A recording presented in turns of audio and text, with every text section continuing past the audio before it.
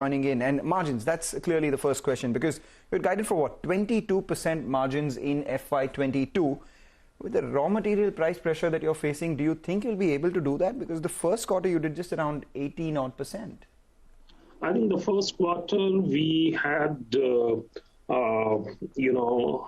Nigeria getting commission, so we have some of the initial operating losses out of there, and that took away some of the margins. And also, we had certain incentives in J&K which were withdrawn by the government from 1st of April.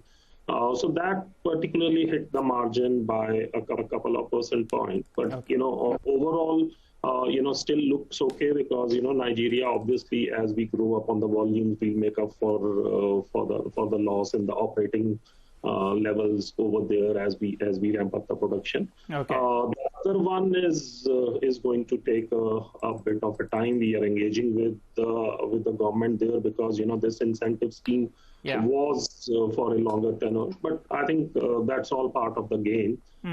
So as I had guided earlier that, even if we've seen some, higher margins in packaging films per se, and, as we go along, they will correct. But, that softness is still a while away, I would say. Yeah. And clearly, I think this just one aberration because of the Nigeria coming to play this quarter is going to even out. All right. So we have taken note of that, Mr. Bhatia. Nigeria was one aspect. The other aspect was J&K. So both those two aspects together, you put it together, and that's why your margins came at around 18%. But from here on, you had will the margins go back to around 20%? The last time you spoke to us, you said that your goal is to take the margins to around 20%. So is that possible? And also volume growth for the year, you told us, I think in the vicinity of around 15 to 20%. You're holding on to that? Yeah, we definitely holding on to that. We should deliver a better number as compared to what we've told for the volumes margins per se at least. But, on the pricing part, yes, this quarter also we saw raw material prices going up from anywhere from about 7 to 8% in India to some of the overseas locations about 20 to 30% also. I think they were all absorbed for. In the PET category, the absorption was slightly lower. But, in the BOPP category, the absorption was more than the raw material. So margins will come in at 20% from here on is what you're telling us. I think let's say between 18 to 20% is a 18 to 20%. And on the volume front, you had indicated actually around 20 to 25%. So I think we'll stick to that. I think 20% is quite achievable for this year. The Q1 also, if you see, we have a 30% volume growth in sales and production on a YOY basis. So I think the volumes number looks quite achievable. Take that point. You did allude to BOPET and BOPP as well. The spreads are coming down month on month. For BOPET, it was down, 16% month on month. For BOPP, down almost 14%. So at 62 rupees, do you think this is sustainable? Where does it go from here?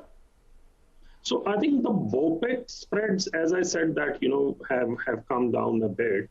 But BOPP spreads are much better than even as compared to the Q4 of the last year. Not for us, but across the industry as a whole. And that trend is likely to continue. The BOPET films, I think, India will remain a bit soft, but overseas, we don't see any, the prices or the margins. And for your business, how much of your business is inclined to BOPET and how much of it is to BOPP? If you could give us a rough number. You'll have to give me. So I would say about 25% BOPP and 75% BOPET on an overall basis. And BOPET prices are the ones which are struggling more, is what you said. Yeah, the margins are a bit affected as of now. But, clearly the BOPP is holding up and rather improving on the margins. Aseptic packaging, you had about 3.5 billion packs in terms of capacity. What capacity utilization are you functioning at? And you wish to double that as well. By when does that happen? And what does that mean for your revenues overall? So I think that will happen by next fiscal, end of this fiscal. And so the next season, we're trying to have the higher capacity available. This season was again, a bit affected by the pandemic, and because this is the beverage is something which normally you take on the go, consume on the go. So any pandemic lockdowns induced by the pandemic are result in your sales affecting a bit. But still, I think on an overall basis, we did hit 300 million packs a month in April. And then, in the subsequent month, it was down by about 15% or so. Overall, we could have done better for this season, but, the pandemic is what it is, and, you just can't do much against this.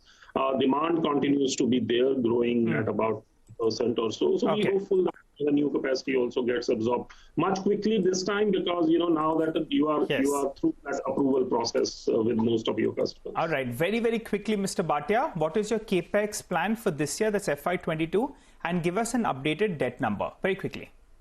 So I think we're going to spend about 850 crores in India. 950 crores in India, say about 1,000 crores in India, both aseptic as well as our Dharwad expansion, and about 150 crores in Dubai for our CPB facilities. That's what the plan is on the anvil as of now. And on the debt number, I think FY22 will be probably the peak debt at about 3,800 crores. All right, Mr. Bhatia, thank you for joining in. Wish you the best for the remainder of this year, and let's hope you can do better on your margins as you've guided.